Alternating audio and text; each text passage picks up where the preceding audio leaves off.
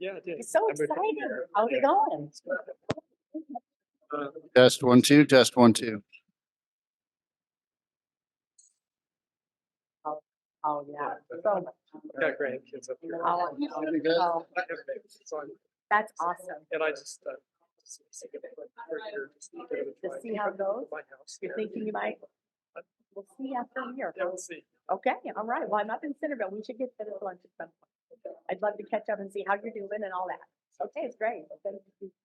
So the flip side of this could be tough and not be a jerk, right? I can give you some of those tips. By just showing what they're looking for. I didn't mean for me. I was, You were not the guy. it was for somebody else. Right? Somebody told me, yeah, yeah. But their jerk class is how to be a jerk is in another class.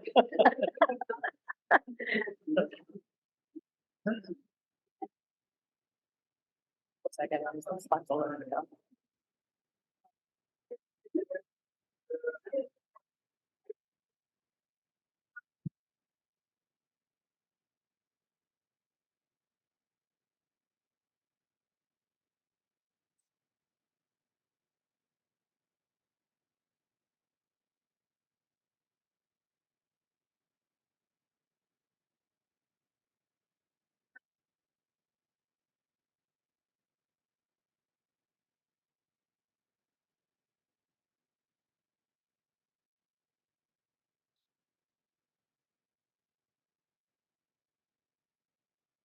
Okay, while you guys are waiting, if you're sitting next to someone you don't know, please make certain you fix that.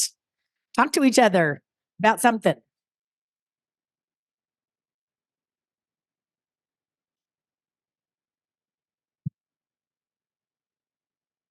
Okay.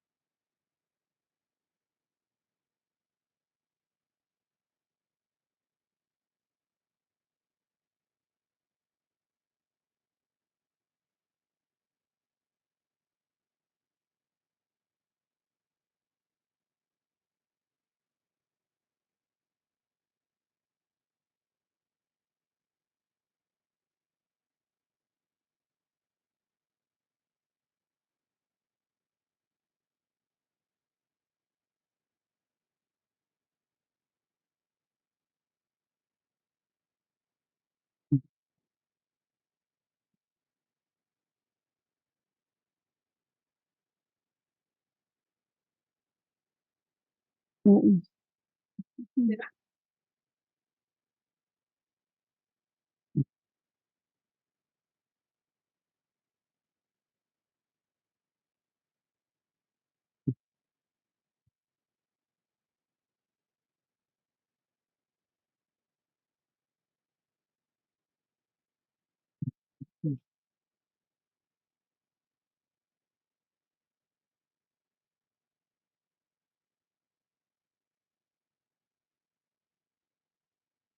Mhm.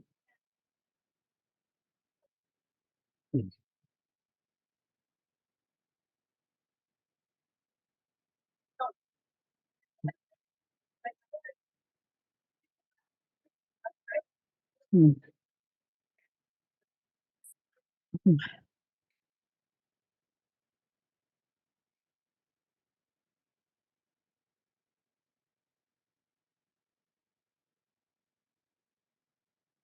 Mhm.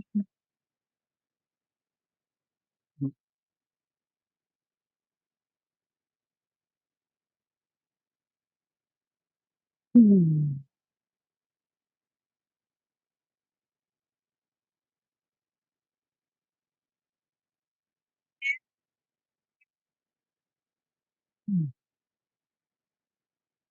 Mhm.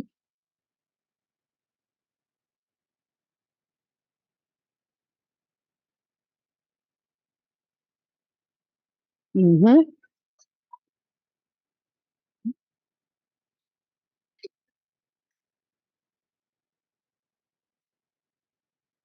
Mhm. Mhm. Mhm. Mhm.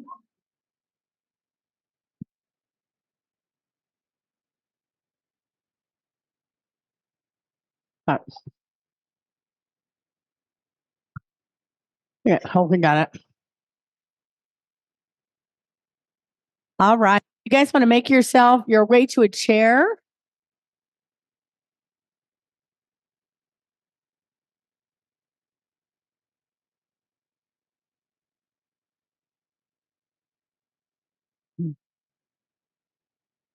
If you have a chair, if you have a chair next to you that's open, will you raise your hand?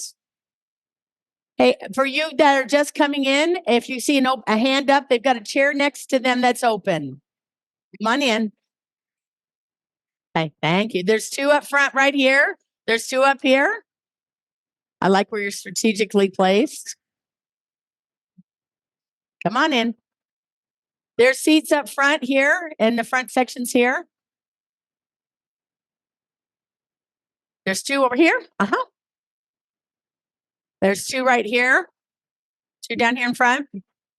There's a couple over here. There's two chairs over here if you're just coming in. Up.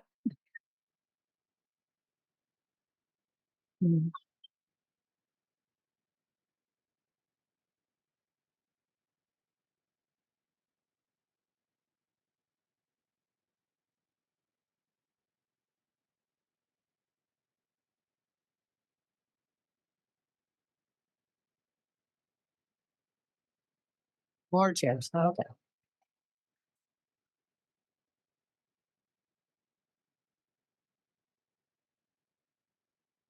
There's two chairs over here. Hey, sweetie, there's a couple right behind you.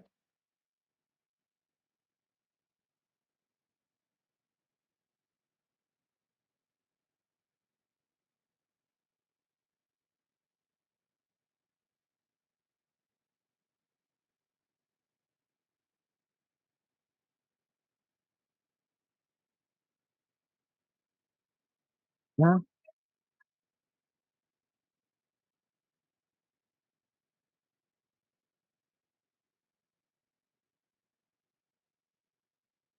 All right. We're going to go ahead and.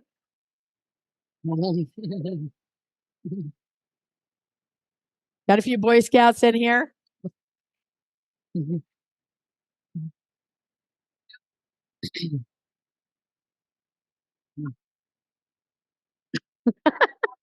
I think I've already lost control and hasn't even started.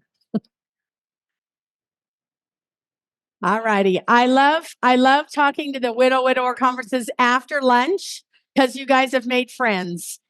And it's evident we've made friends. So come on in. There's a couple seats right up here up front if we're still looking. Okay. Yeah. There's some right there. If you have an empty seat next to you, will you please raise your hand? Wave at somebody. There's an empty seat right here, right there. There's an empty seat over here. Okay. I didn't even know. I know. So what I've decided is that this is the bravest room in all of the conference. I don't know if you're here because you're terrified or here because you're brave. I don't know, but I'm glad you're here. So let me get started. Okay. Shh. Okay. Thanks. I can't possibly talk over all top of y'all. So thank you for coming today. It is every time I teach this class, I'm amazed at how many people want to hear this stuff. But if you're like me, after my husband had died, it had been 35 years since I'd been on a date. And the idea of one just paralyzed me. I remember the first time that I went to an activity with the single adults, and I got my head in the right space, and then I drove there, and I never got out of my car. And the second time I drove there and I sat in my car for like 10 minutes longer. And then I went home. And I had driven an hour, just, in Dallas, I'd driven an hour.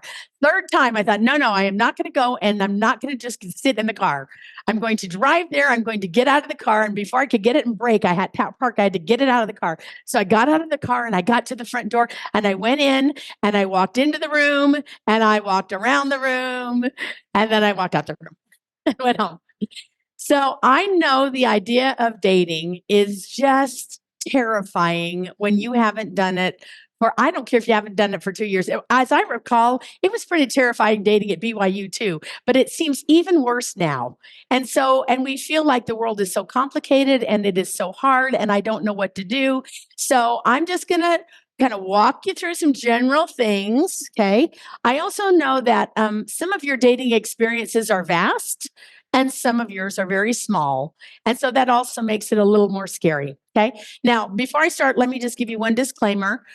Most of the material you're going to look at is coming out of this book, How to Avoid Falling in Love with the Jerk. I did not write it. I don't write books. I find books and then I do workshops. Okay. I have to tell you a funny story is that they asked me to teach. Okay. Thank you. They asked me to teach a workshop in Dallas on dating. And being the person who I am and thinking I dated one semester at BYU and then by the way, did not date in high school because I was in Texas. And my very lovely Laura leader said, you marry who you date. It scared me so bad. I thought if I date these Texas boys that aren't members of the church, I'm not going to get married in the church. But by the way, it was what happened back then. So I just stopped dating in high school. Now, that didn't mean I group dated. I organized large mobs of people to go to everything together. But single dating, I had not done until BYU. And so when I got to BYU, it was like, woo-hoo, the promised land. I could date every guy here. It's awesome. And I dated one semester, got myself engaged and married by February. So my dating experience was really like this. So what did I do as an academic? I read books. So my kids come in, I've been widowed now maybe about 5 years, and they come in and they look at my desk and there's how to fearlessly flirt, how to how to avoid being married to a jerk, all these dating books, and my kids sit me down, Mom, are you okay? Yes, it's Amazon will have it. Amazon will have it. I'm going to tell you, I'm only going to dip my toe in this book. Yeah, the title is How to Avoid Falling in Love with a Jerk. That's what this book is. This workshop's worried about. So anyway, my kids sit me down. Mom, are you okay? I said, I'm fine. Are you feeling like you're going to start dating? I said, no. And they said, well, you got all these books. I said, I have to teach a workshop. So I was like, oh, and I wasn't even dating at that point. So I just want to tell you, the first time I taught this workshop was all cerebral. I have done some dating since then. You'll notice I'm still married. I'm still single. So there's that part of it. So I don't know that I can tell you how to successfully do this, but I can tell you the book stuff. So we're going to do that today. Okay. So I want to just start with just a little fun. This is from Studio C. But we should always start with that, don't you think? Wait.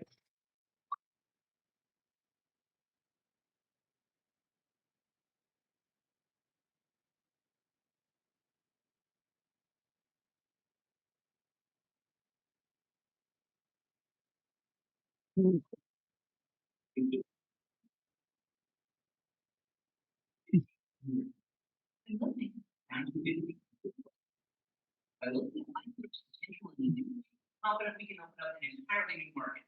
Here's a preview of our ads. As a single young professional, I had very little time to date. We even tried the online thing.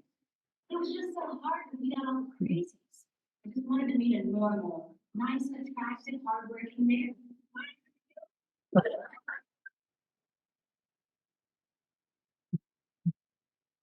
David Martin, can you fix it? And unlike seeing people online, these men are legally obligated to show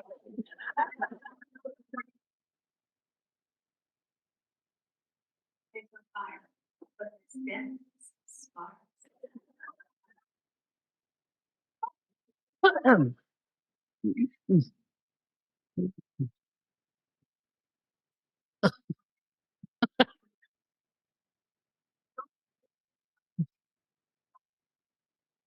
Thank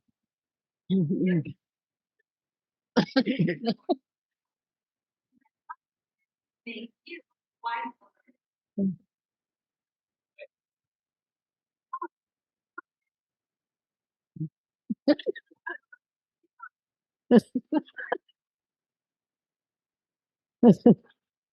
I thought 14.95 was a deal.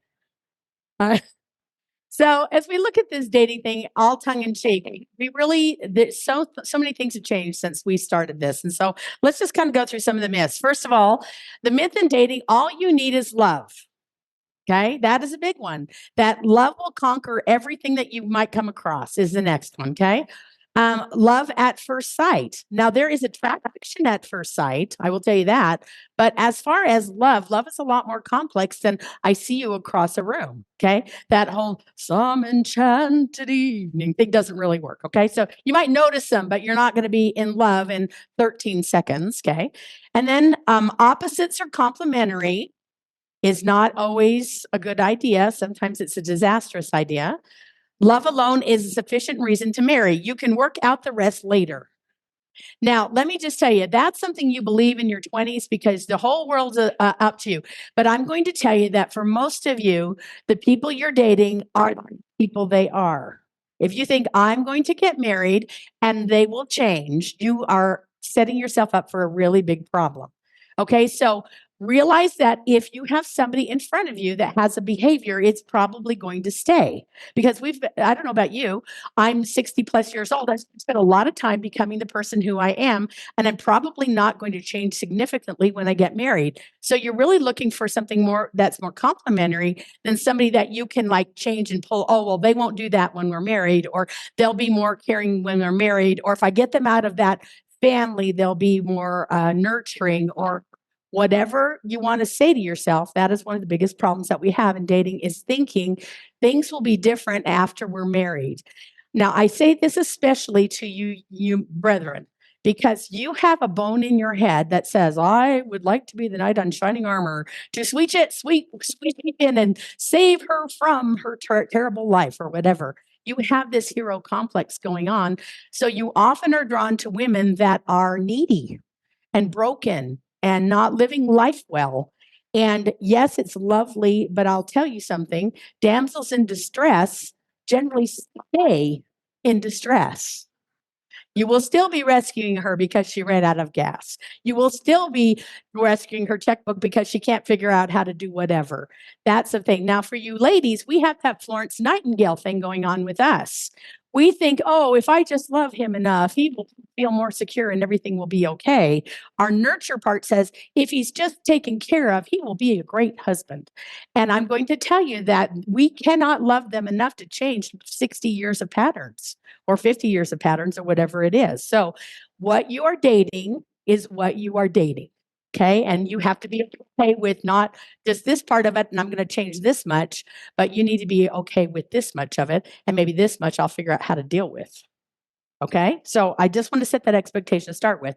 Now, here's one of the things that I love I found this and it said, it's kind of normal. It says, love is like handing someone a gun, having them pointed at your heart, and then trusting them never to pull the trigger. Okay. Now, I know that's hard, but when you get vulnerable enough to want to hand somebody your heart, it is a very big, scary place to go, right? Because we don't know what they're going to do with that unless you do some things in advance to know what they're going to do with it. That's the problem. We often don't have a long enough relationship in the dating to find out how are this person going to handle me being that vulnerable with them and giving them that kind of trust in my life. So let's look a little bit at the history of marriage so we know. Oh, by the way, for those of you that are furiously writing notes, do you see my email over there? When I am through today, all you have to do is send me an email and I'll send you the whole PowerPoint. You don't have to write all this down, okay? What I'd like you to write down is anything that the Spirit says to you, hey, pay attention, okay? But outside of that, just kind of listen and just try to feel whatever you need to feel here today. The rest of it you can read ad nauseum later, okay? Alrighty, so remember, until about the 1940s, most marriages were arranged, and basically they were based on money and genetics and family compatibility. Families liked each other, so they want our kids to get married. And I tried that, by the way, with my daughters. It didn't work really well. The families liked each other, but they didn't want to date. Right now, my grandson is dating a really good friend of the family's daughter of their family. They've done a ton of stuff together over the years, and we're all just sitting, is this going to actually work? We don't know. But this used to be, Charlotte Lucas said this in Pride and Prejudice. She said it's best to know as little about your partner before marriage as possible. Like, that is not smart dating, because you need to know as much as possible before you decide to kind of blend your lives together. Okay. So let's look at this. First of all, I want to make certain that none of the men in the audience are offended. Jerks have no gender. Okay. We're not talking, brethren. I'm not here to pick on you, and sisters, I'm not here to pick on the brethren. If that's what you're thinking, this is a class about how the guys are all jerks. No, it's not. Jerks have no gender. Women can be jerks. Now, let me show you what the jerk behaviors are so you understand. A jerk is someone who's tough to be in a relationship with because they are persistent in their determination to never change. Never change. So have you ever heard this thought of, I am what I am and love me like I am or leave me? That is a typical jerk statement. Okay. They're saying you have to blend your life in with mine and don't expect me to change. Okay. So someone who's persistent in saying, I am where I am and I'm never going to make any concessions, or I'm not going to switch sides of the bed, or whatever else it is, we need to understand that's one of those maybe telltale signs of somebody who makes those kind of statements. Okay. Relationships need to offer a climate of growth and change, because when you come together, I don't care how compatible you are, there are going to be things like, what side of the bed do you sleep on is probably one of the biggest ones for me right now. I sleep on both sides, so we know. Right now, I'm not on both sides of the bed. At first, I slept on my side as designated for 32 years, but now I have improved upon that, and the whole bed is mine now. Okay. Some people have a dog on their bed with them in that empty space. That's not me. Okay. So let me read this. The key difference between acting like a jerk and being a jerk is where the person is really genuinely working toward changing that which would harm another person. Okay. It is a genuine change that characterizes a person who has had a slip up from a persistent resistance to change, and which identifies a jerk. So if you're working with someone, if you were dating someone, for instance, and you really, really don't like something, like, I really have a hard time about I don't want to go to an R-rated movie. This is one of mine. And I just don't really want to do that. And no matter how many times I make that message known, that person keeps inviting me to go to R-rated movies. And even though I say that's not someplace I'm comfortable, that's not someplace I want to go. I've had a couple gentlemen say, "Oh, it's not that bad. I read the reviews. You can close your eyes. I've seen it. I can tell you where to close your eyes." But they really, like I'm 12. Anyway, so that persistence to say, I don't care what you need for safety, and refusing to say, oh, I understand that, let's do something else. You see that kind of a feel to it, where it is that you are expressing something you need, but they keep telling you you're not going to get it or you don't need it, is kind of one of those things that you might see in acting like a jerk.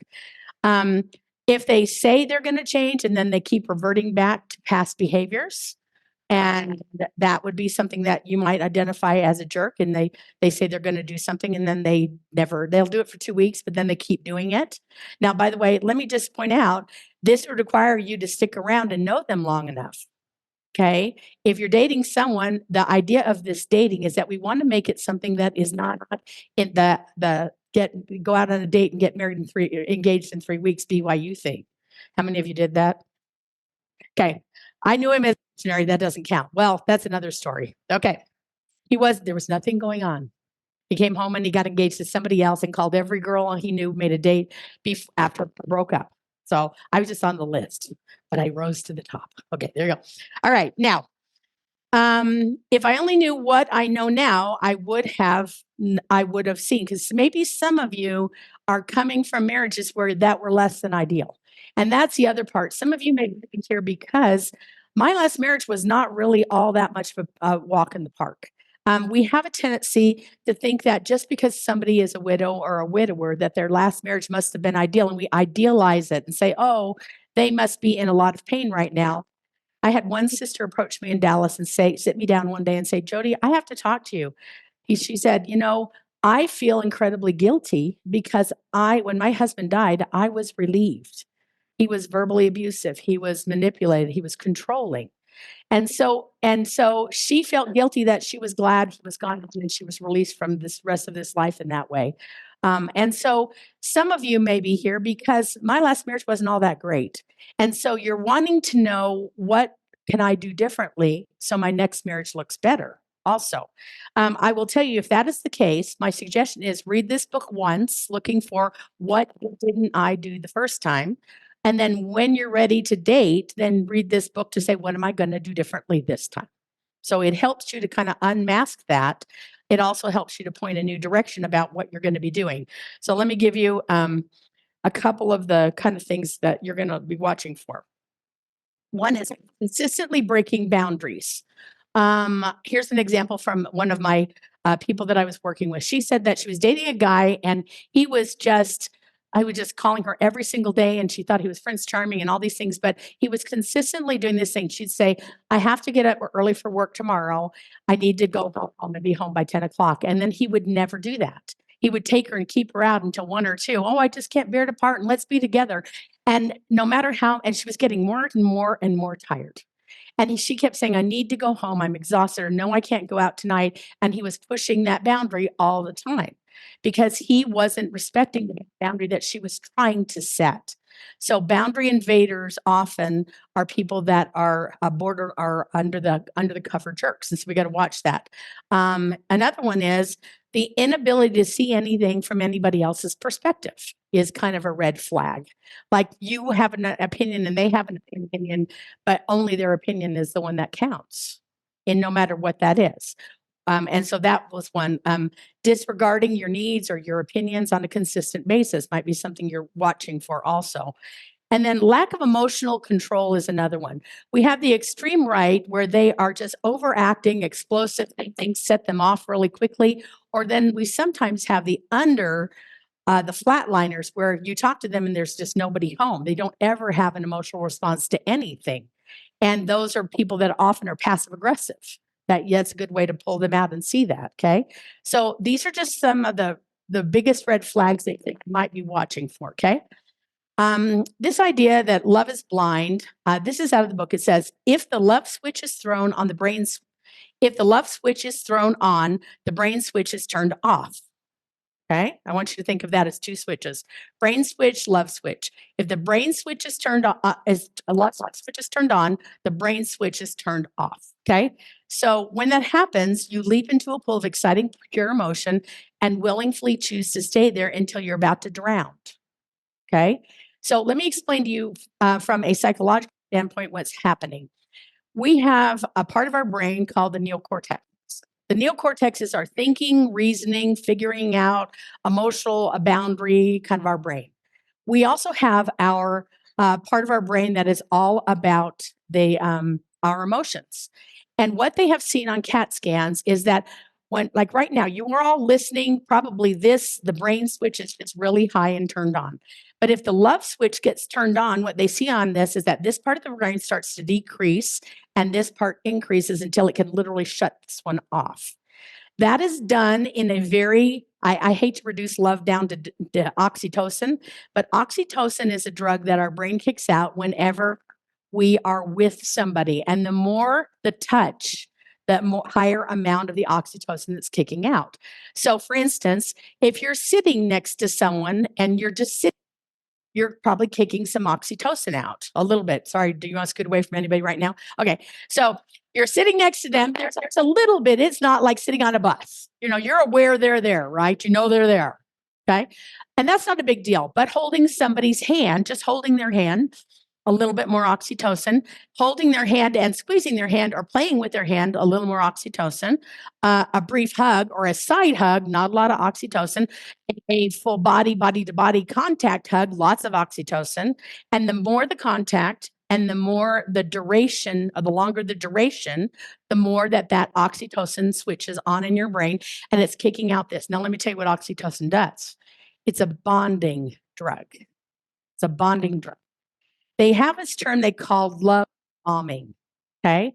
that we will also see that jerks also do. Love bombing is where there is constant contact. And by the way, after you know them a little while, it can be as little as you hear their special ringtone on your phone and your body goes, oxytocin, woo, just a little bit. Okay. If when you hear their voice on the phone, oxytocin, woohoo, and they're talking to you, and the longer you talk on the phone and the hours and hours you're talking, just think of that oxytocin switch going, boom, boom, boom, boom, boom, pumping it out. Okay. And when you're with somebody physically and there is any physical touch, depending on the degree of touch, that oxytocin is kicking out and pulling you in to this love is blind, oxytocin induced love bombing. Okay. So we'll talk about this a little bit later, but we literally have physical things going on in our body that makes dating really incredibly difficult. So we need to be aware of those. And so that as we're doing this, we can keep ourselves safe. So let me just read this. This is, by the way, that how to avoid falling in love with a jerk, that initial at the end, that's what this book is. Okay. This is from the book. The inherent and overwhelming feelings of closeness and connection cloak the problems that eventually will turn you off. So the problem with the oxytocin stuff is it can hide the rest of this from you because of being them. I love talking to them. I like helping their hands. And it just turns off all of your thinking part of your brain if you're not. Goes on to say, because of the accelerated relationship, you become infected with the love is blind syndrome and run the high risk of making a commitment to someone you later realize is a jerk. Sorry about that. We don't want that to happen. Okay. Okay. One of the very most common things that a jerk will do is want to accelerate the progress of the relationship. Okay. So this is what you want to do is you want to watch for people that are pushing you you're going out and then they want to go out and 2 days later and then 2 days later and 2 days later and 2 days later. And like by date 6, they'll tell you, oh, I'm totally in love with you. And you guys have spent maybe a total of maybe 10 hours together, but they are just convinced they're in that space. And so they will push for more and more dates quicker to quicker and to each other. Okay. Now, this is from the book. I'm going to just tell you what they recommend. On the fast track to getting involved on the jerk, one of the most common ways is to get by accelerating the patientship. So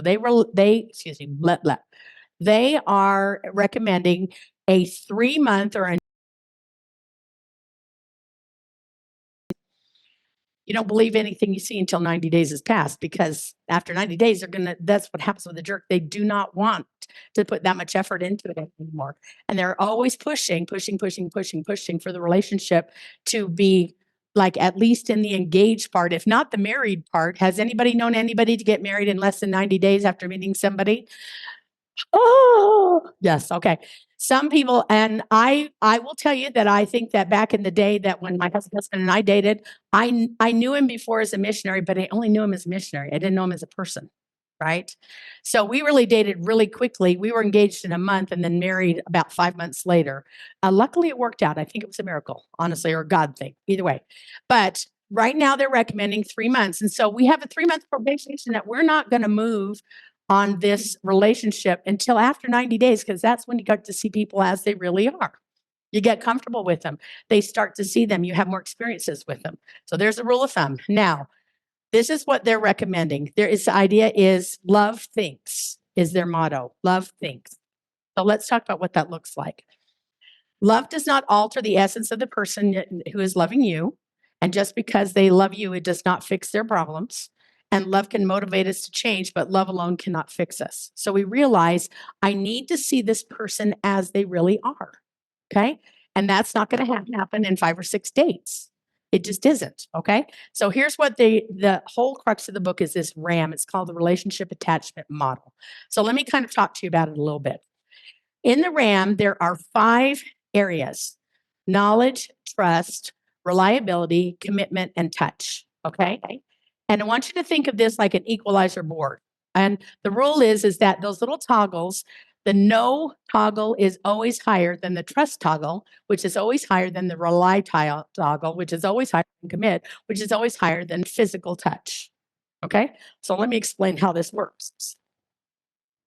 when you start dating someone, you know this much about them, really, right? I've seen them across a room. I've been with them in a fireside. Maybe I had Thanksgiving dinner at their aunt's house. You know a little tiny bit about them.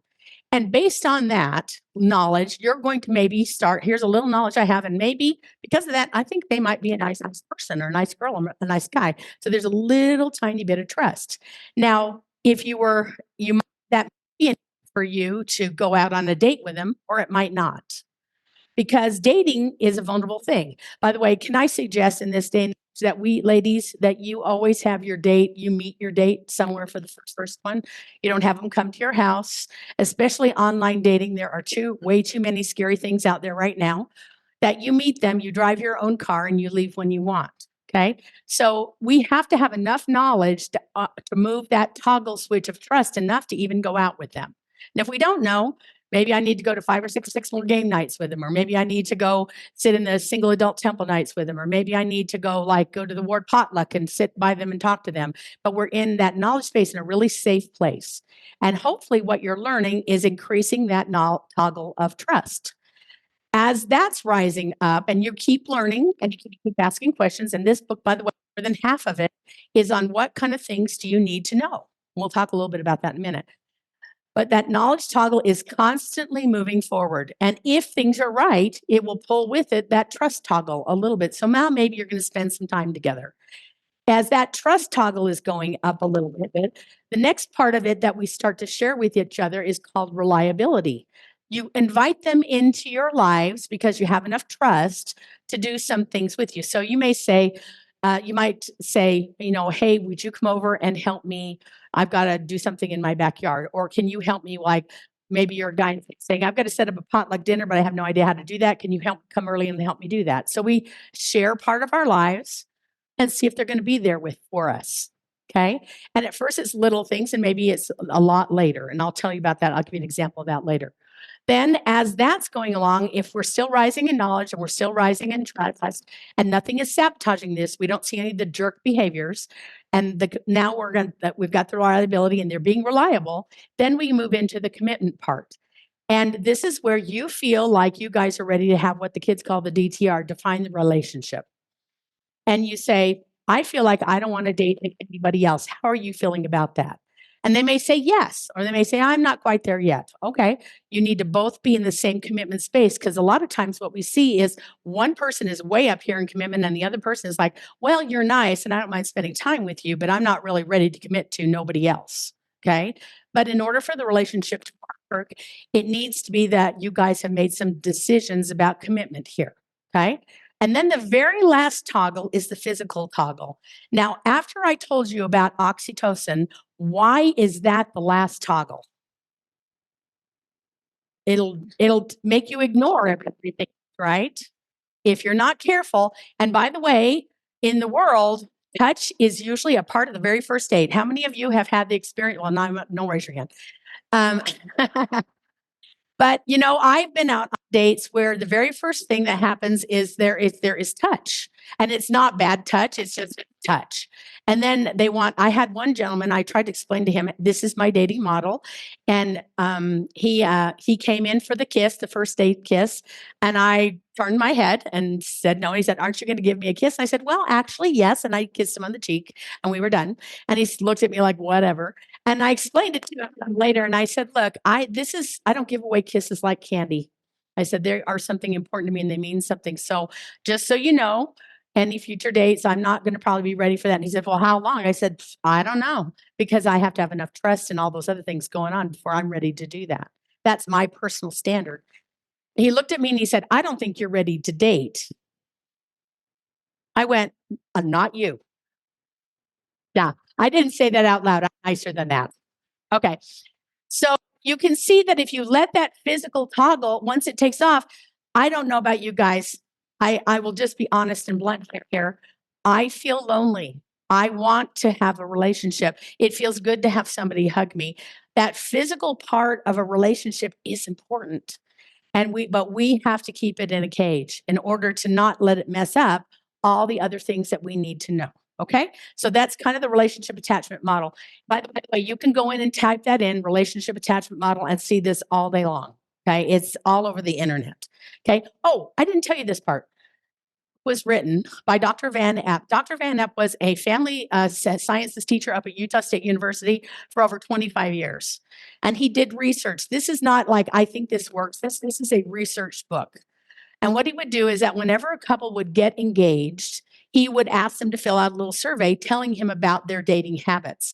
And then after they got married, then he would follow them with yearly surveys.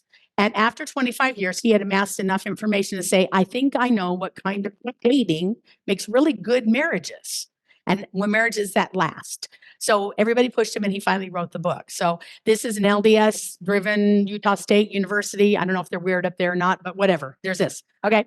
So that's where it comes from. What? I know. I'm not making fun of you Aggies up there. I'm not. Okay. All right. So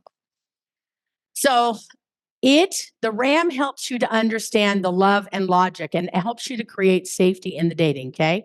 And just remember, one level cannot exceed another. Let me give you an example of that.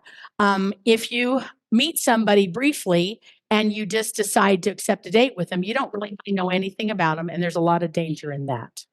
Okay, so for you, I have personally I've been told many dating stories about online dating that ended in disasters. And I'm not talking little disasters. I'm talking about really bad disasters. So please be careful to make certain that you are staying safe. Okay. And when we kind of mess with this, we create not only physical danger sometimes, but also emotional danger. We get way too attached to somebody that we don't know. And then we have all these broken, bleeding hearts everywhere. So just remember, keep them in order as you go up the line. So let's talk about the knowledge toggle. Okay. They have an acronym called FACES about what kind of things. These are general categories, and I'm not even going to be able to do much of it. But basically, what we're looking at is family background, and I'll show you this in a minute. Attitudes and acts of conscience. So I'll tell you some of that in a minute. Compatibility, potential, examples of other relationships, and skills in relationships. Okay, so let me break those apart a little bit for you. First of all, this is my favorite quote. You cannot marry Jethro and not get the Clampetts. Okay. You are marrying your family, their family, right? Anybody disagree with that? You know, if you've got, did you just marry Jethro, you get all the Clampetts. Okay. So also childhood experiences with this family are sometimes really big deals. And as you see, if you see a very maladaptive behavior in their family, like they're always yelling at each other, or they're sniping at each other all the time, or they just I'll tell you my son's worst one. He went to dinner with a girl's family. He'd been dating her for a while, and he went to dinner, and at our family, we talk and laugh and giggle, and it goes on. We stay at the table for hours after we're done. He went to this family and he sat down, and as dinner was served, dad takes out his scriptures and he reads the first verse of the chapter, and then or a couple, whatever, and he passes it to the next person and they read. And then it's passed to the next person and then they read. And then it's passed to the next person and they read. They had a big family, kept going around all the way down. So until the chapter is finished, by then everybody has eaten. They stand up, they take their plates, they put them in the sink, and they walk away. And my son went, "What was that?" I have no idea how to do that because it was so foreign to him. That was their family dinner pattern. And he said, "Wow, she comes from this we don't talk at the dinner table place." So it was a really difficult thing. Now, then I will tell you, when that same girl came to our house, she was like, "Oh, what in the world was that?" Because we were like all over the place. She felt overwhelmed by, is this the family I'm moving into? Like they're all over the place and talking all at once. And so it was difficult. They didn't make it, by the way, so you know it. That one thing was so different. And there were so many other family things that were intrinsically so different. Now, if my son had hated how we had family dinner and he loved this quiet and not talking thing, he might have thought, this is the best thing in the world. I love this. And that might have been a positive. That difference might have made him feel more comfortable over here. So dating her is very positive in that thing. Okay. So, but your childhood, how they interact as their family is something you need to see. A big red flag is, I'm not introducing you to my family. Or I don't talk to my family, or I don't have any association with my family, would be like, then you have no insight into what that is at all. But knowing their family, there are things growing up there that would be a big difference about how you're going to do that. Okay. What was the atmosphere of the home when you were in that home? Was affection shown in that home? Were you made to feel special while you were with the family? Were they close as a family? How did they know they were loved by their mother and father? See, all these things, there's a million more questions, but when you are in your dating person's family home, you get a really good look at who they really are. Okay. All righty. So there's that family background closeness. Take the time to explore family experiences of the first person you're dating, especially how close and affection or how angry feelings were expressed. Okay, how did the family handle conflict is another important thing, because probably more than likely who you're dating probably has some of that tendency to go there. Have you ever had this experience in your life where you have something come out of your mouth and you say, "Oh my land, I could come from my mother"? Yeah, that's way deeper than you want to admit sometimes. Okay. So, all righty. Also, look at the formation of the roles in that family. Is it a very traditional family where dad goes to work and mom does all the housework? Is it more cooperative? Do they seem to share tasks, or is it like, no, that's your job and that's mine? My sister had an experience where she went for the very first time after marriage. She had not spent a lot of time with her husband's family, unfortunately. She went all the way to Missouri, and it was Thanksgiving. And and during Thanksgiving, all the men would gather in the living room and watch football, and all the women were in the kitchen cooking for hours. And my sister, having grown up in Texas, loves football because that's what we do. And so she wanted to go out there, and she wandered out a couple of times, sat down, and the women going, "What are you doing out there? Come in here. Come in here." So she goes in. But after the thing that drove her crazy is after dinner, all the men go to the couch. They pull out the big Barker loungers and go to sleep. And all the women now go into the kitchen again and clean everything up. And my sister said, "I thought I had moved into the Twilight Zone." And she said to her husband on the way home, "That will never happen again." And he said, "What? What?" And he was all totally normal. He said, That's what always happens." She goes, "I'm not going to do all the dishes and all the cooking and miss the football game." But she could have seen that if she'd had one Thanksgiving with him ahead of time. See how that goes? You can learn things about how this works or not works, and maybe set up some "I'm okay with this" or "I'm not okay" ahead of time. Okay. Also, traditional roles or not, is sometimes that's where you can see that is in the family setting. Okay. Now, the other thing you want to assess in this getting to know them is their conscience level. I will just give you a quick example from my dating. We went to a fast food restaurant that had one of those self-serve fountains. And I sat there, and I ordered a water, and so did he. And then as we went back to get our drinks, I got my water, and then he got a Coke. And for me, that monitoring conscience of it's okay, and I said something, he said, "It's only a soda, it's like 12 cents. They don't really care." But for me, it was a big deal. So you need to make certain that your conscience is matching up in this. Some people are okay cutting corners and some people are not. And I don't know how you're going to figure that out. Maybe at the soda fountain, I was really quick for me to figure out this is not okay with me. If he's going to cheat on 12 cents worth of soda, is he going to cheat on the taxes? Is he going to do other things? And it made me feel uncomfortable. By the way, that was a pattern with him. I didn't throw him under the bus after one. I thought, well, maybe this doesn't always happen. No, it did. This was something that was acceptable in his life. We also have that transporting conscience, where we see how they look around the world. And so, for instance, I was just the other day, I was walking out of a store, and there was a quite elderly lady that was having a hard time getting across to her car. She was parked in the handicap place, luckily, but I watched her. I was coming towards her, and I was watching her struggle, and I saw all these brethren walk past her, just kept going. But then all of a sudden, I saw one man who was behind me run from behind me up, grab her arm and say, "Can I help you?" Whoa, very impressive. He had a ring. Too bad. Okay. Anyway, I'm just saying we can see those kind of things. Do they see other people, and are they willing to help or not?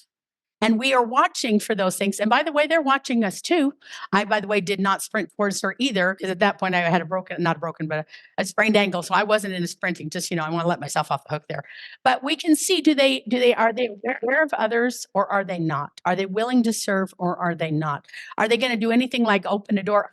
literally one day, walked up to a door and he didn't get my door when I got in the car. I was like, okay, I can live with that. But then I get to the door and he doesn't open it. I open it and he walked in.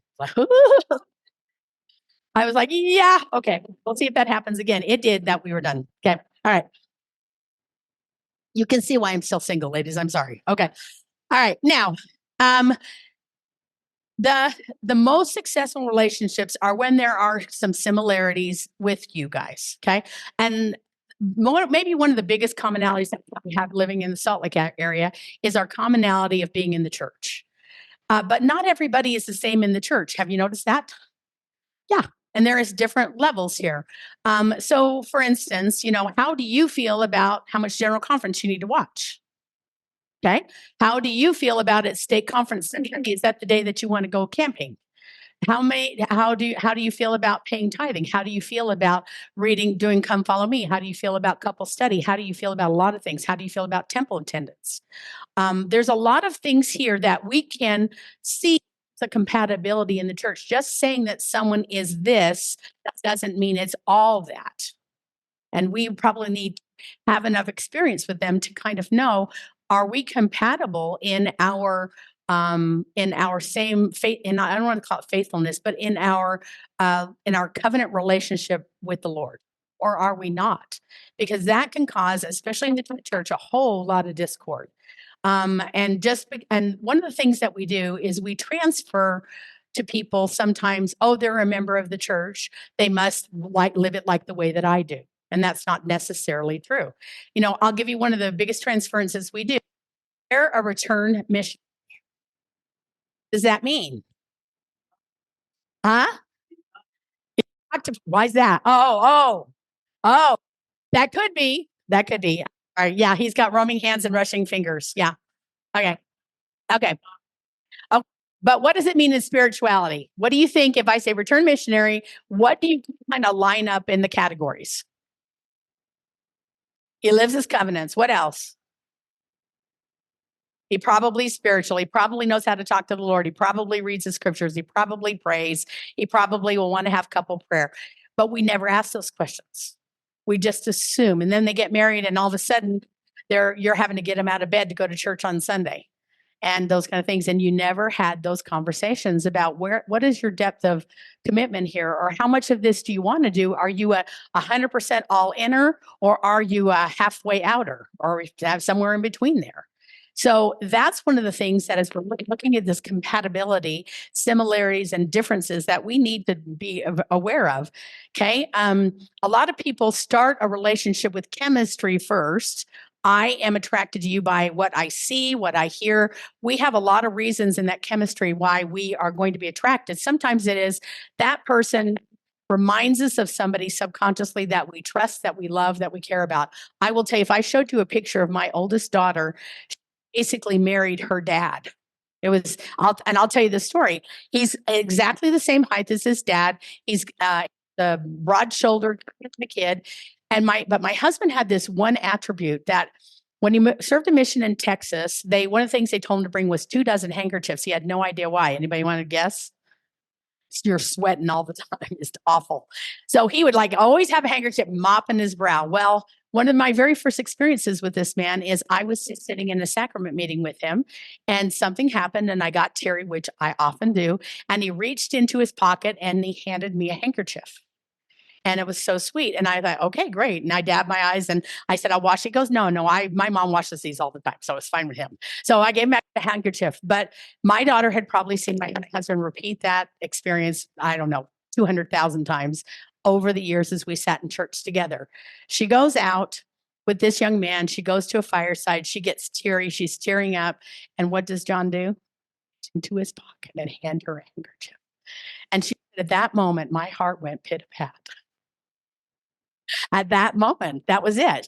She transferred all the goodness of her dad in that moment through a handkerchief to John. Now, by the way, that was not misplaced. John is every bit just like my husband, and he looks a lot like him. And I actually have a son who's only 5'10", and John is exactly the same height as Bob. We took a family picture here, and everybody goes, "Oh, is that your son-in-law?" Pointing to my son, and he says, "No, this one's it." Well, that looks just like Bob. I said, "I know. She married her dad, totally." So, but he's a good man. He's a great man. He's a bishop for the second time, poor man, in Texas right now. But I'm just going to tell you, we often do that and we don't even realize subconsciously. John, my husband is funny. John is funny. And that kind of cements it more in. There's sometimes we just transfer things. Now, we also transfer negatively. But in this particular case, you need to be aware of any biased gender. We had a man in our stake. He got married. His wife had cancer. She died in June. And he decided he couldn't stay home, came out here to the West. He got online dating. He started to listen to a girl. He went down to visit her in Las Vegas, came back, and he was engaged and they got married like in October. It was very quick. But when we met her, what was so weird is that she looked almost exactly like his wife. She was a dietitian like his wife. She sounded like his wife. He really went and found somebody that he married his wife. Now, I hope it has worked out. I don't know. I haven't followed that. But we have to be really careful that we don't transfer to others all the goodness of somebody that we care about and say, oh, that's okay. They need to be able to stand on their own. And you need to know what that on their own is. Okay, without that. So I'll just give you that little thing. Let's go on to this next one. This is another pattern in this of we're going to determine how they relate to others. Okay, and it's not just their family. Somebody once said that how somebody is with their friends is who they really are. Okay. So if you want to know how these people really are in real life without trying to impress you, go to a game night with them and their friends, or go to a football game with them or something else, because you're going to see the real person who they are interacting with people a lot quicker when they're with their friends. And so that's one thing that you can do. But do they have a reason to treat you well? They have a reason to treat romantic people well, but how do they treat people they have nothing to gain from? Like, for instance, a waitress in a restaurant. Okay. Are they rude? Are they demanding in those cases? Are they short with somebody who can't find what they need right away? Or are they kind and helpful in those kind of ways? So watching them with others is also an important part of learning about who they are, and meaningful others as in their family, but also peripheral others that we don't have any reason to know about. So we need experiences seeing them interacting with other people in the world, okay? Because there could be one face that they're showing you and quite another in where they actually live, okay? Now, I'll go on to this one, skills of relationship. Communication skills are something that probably every single one of you in this room could have improvement on. We only learn how to communicate, generally speaking, by watching our parents and our family members. So if we have somebody that is good as a good listener, is able to reflect back, those kind of things, it'll be a lot easier. One of the ways we do for communication skills is by when we have our first conflict. Now, somebody says, oh, I don't want to have any kind of a relationship with somebody I have conflict with. You're going to have conflict after marriage, right? We all got that, right? Okay, whether it is, I want the toilet paper to go this way or that way, or I like the milk on the third shelf, not the fourth shelf. Okay, you're going to have conflict. The question is, how are you going to resolve it? So knowing that they have some skills or some ability here is a great thing. I will tell you the ongoing conflict in my parents' 50-something year marriage. My dad likes to be able to go to the fridge and open the door and know where the mayonnaise is. The nerve of that guy. And so say to my mom, the mayonnaise goes on the second shelf. And she'd say, oh, okay. And then she put it wherever there was an empty space. And my dad is very patient with my mother. And he then at first said, okay, I guess she's busy. I will just move it to the second shelf. So he at first started to do that. But then he got really angry thinking she's just been doing this on purpose. So then he decided he would label all the shelves. True story. So, and so they tried that for a while, but my mom up in wherever, this one in the fridge to see what might be the revolution of this. This is now the news. Everything is labeled except Pat's shelf. Better to just put the stuff on that shelf and he will put it away. And I said to my mom, I just laughed and she goes, I just like to mess with him. I'm just laughing, but there will be conflict in marriage. And so that you guys can work things out ahead of time is a good idea. And maybe if not, maybe getting some skills on learning how to do that ahead of time. Now, I will just let you sit for a minute and evaluate, am I really a good communicator? Do I listen well? Do I know how to resolve conflict? Or is it just like a fight to the death every time? Or I go, my favorite, dead silent and walk away. Okay? Because dead silent and walk away usually says, I don't care about what you're saying. Okay, to the other person. So there's a lot of conflict thing. I mean, it can be a lot of conflict in not knowing how to resolve conflict. And so that's another thing in our relationships. We want to say, hey, can we work things out or not? Okay. Do they live what they preach? Do they have open disclosure? Are they empathetic and listening in their listening styles? Are you seeing similar amounts of talking and listening? Okay. And disclosing between you or not? Is it all? I have dated a lot of people that all they do is they talk and they've been out with me 6 times and yet they've never asked a single question about me. And I can keep that going. I'm a counselor. I can, but I'm always just sitting there going, didn't ask a single question about me yet, just talked and talked and talked and talked. There's not an equal amount of listening or even interest in me.